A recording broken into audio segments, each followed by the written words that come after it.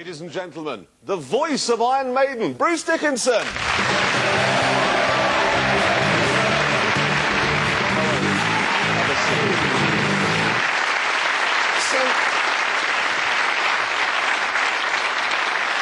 Is there a sense, when you're up on stage, that you can just do anything? You have 50,000 people out there. There is a sense that you can do anything, and people have done anything. And when you just do anything, it actually, surprisingly, very regrettably, doesn't usually work. Most people sort of go, no, we paid like 30 quid to see a rock and roll show, not to see you showing off, you twit. You know?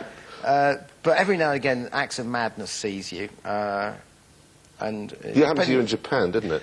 Yes, the strange cultural conventions in Japan, where whilst tying up women and sort of like covering them in rubber and beating them and things like that is perfectly fine in comic books and everything else.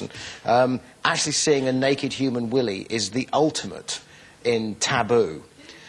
So when it got down to the last gig and I took off all my stage clothes and was down to the jockstrap, and you could see suddenly you know, this expression of like absolute horror on every face was like, oh, I'm not going to do it. No! No, not the plums and the banana! So it was kind of amusing, that sort of thing. What about off stage?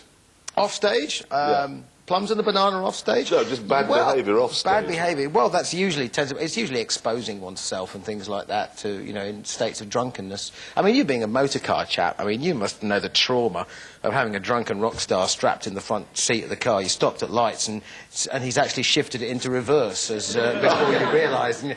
You know, you're saying going to the right hands, takes this Mercedes to the Holiday Inn, and go back. Because you knocked around with Ozzy Osbourne, didn't you, off stage? I mean, that must have been chaotic. Yeah, well, he was quite. I mean, Ozzy's a lovely chap, right? Don't get me wrong, but I mean, I'd had a drink, and it was a long time ago, and Oz suggested that we nick a taxi, and I said... They have drivers in them. And I said, Oz, you know... Because he'd come into the bar, and I was completely... In fact, they'd locked me in my room to try and I'd escaped out the window and gone out of the bar, and there was nobody in it.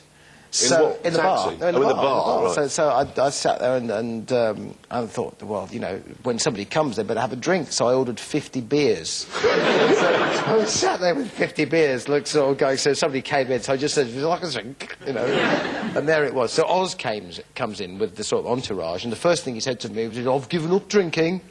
He said, I've stopped. And he sat down and went, I'll have a double brandy, please. And I said, I thought you'd stopped. He goes, well, I have, but he said, I'm going to stop after tonight. So he had a couple of beers, and he said, listen, you could taxi. I said, how are you going to do that? He said, well, you call it, or I'll distract him. No, he said, no, you distract him. I'll hit him over the head. He said, can you drive? I said, yes. He was good, I can't. He said, well, we'll go across the fields. He said, I've done it before. So this was actually, I think somebody overheard our conversation and sort of and rumbled it, and he was... And no taxi came? He was led away. No, we never got the chance to do it. But you did, on one tour, I seem to recall, get through 50,000 cans of beer. Oh, that sounds about right, yes. Something like that, yeah. But what worries me is you've got Robbie Williams today, okay?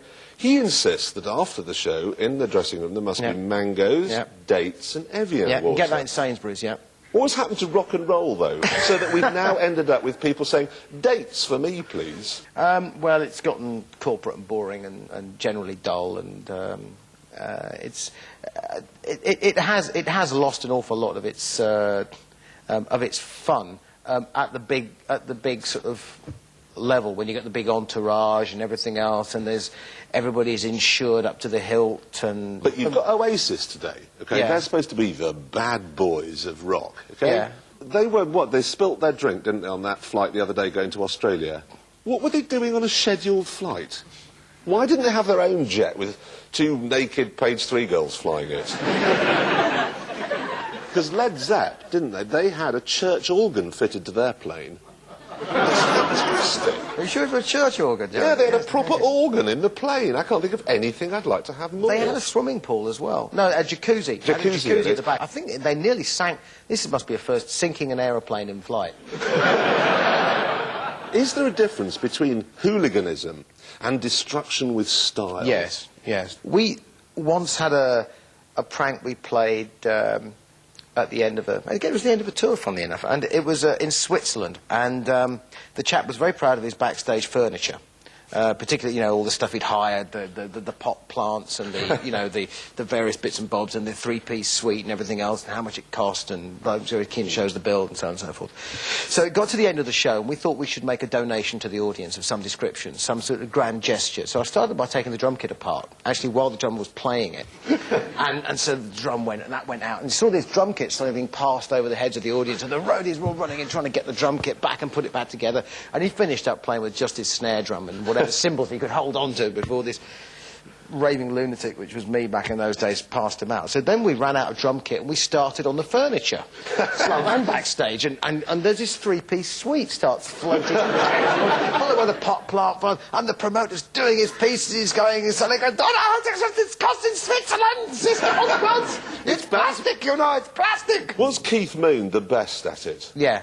Keith Moon was an individual art form. I mean, I love the story about him and John Bonham. Can you imagine Keith Moon and John Bonham together, terrifying, right, in a hotel with Peter Frampton? He of the golden, ambrosial locks and all the rest of it. And the rumour had it was, well, the story that I got was that they decided to cut his hair. With Frampton? Frampton, right, with a pair of garden shears. and Mooney's got the garden shears going, come on in, come on, we're going to have you. And Frampton ran up to his room and locked himself in his room, bolted, everything else, which did not deter them one iota. Because John Bonham went and got a fire axe. And chopped his way through the wall. Through the wall. In a hotel? In a hotel. Ladies and gentlemen, Bruce Dickinson.